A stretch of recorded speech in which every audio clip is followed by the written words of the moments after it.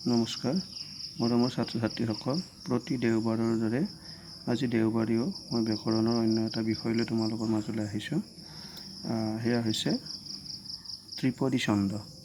ইয়াৰ মাজলৈ যোৱাৰ আগতে ছাত্ৰ ছাত্ৰীসকললৈ মোৰ এটা বিনম্ৰ অনুৰোধ যে তোমালোকে যদি চেনেলটো এতিয়ালৈকে ছাবস্ক্ৰাইব কৰা নাই তোমালোকে চেনেলটো ছাবস্ক্ৰাইব কৰিবা আৰু তেতিয়াহে মই আগলৈকে এনেকুৱা ভিডিঅ'বিলাক বনোৱাৰ কাৰণে উৎসাহ পাম। সেয়ে তোমালোকক মই অনুৰোধ জনাওঁ চেনেলটো অতি শীঘ্ৰে তোমালোকে ছাবস্ক্ৰাইব কৰি ল'বা। ত্ৰিপদী ছন্দৰ স্তৱকত দুটাকৈ চৰণ থাকে। প্ৰত্যেক চৰণত আকৌ তিনিটাকৈ পৰ্ব থাকে। দুয়ো চৰণৰ প্ৰথম পৰ্ব দুটাৰ অক্ষৰৰ সংখ্যা সমান। চৰণৰ তৃতীয় আৰু ষষ্ঠ পৰ্বৰো অক্ষৰৰ সংখ্যা সমান আৰু অন্ত আখৰৰ মিল আছে। এনেকৈয়ে তিনিটা পৰ্বৰে চৰণ গঠিত হোৱা কাৰণে এইবিধ ছন্দক ত্ৰিপদী ছন্দ বোলে।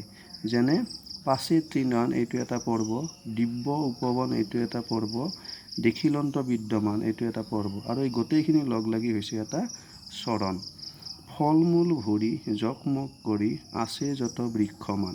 এই তিনিটা পৰ্বৰে চৰণ গঠিত হোৱা কাৰণে ইয়াক ত্ৰিপদী ছন্দ বুলি কোৱা হয়।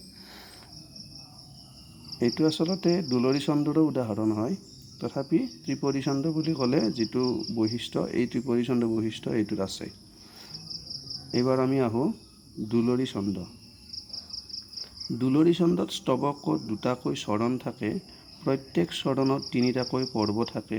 স্তৱকৰ প্ৰথম দ্বিতীয় চতুৰ্থ পঞ্চম পৰ্বত 6টাকৈ অক্ষৰ থাকে।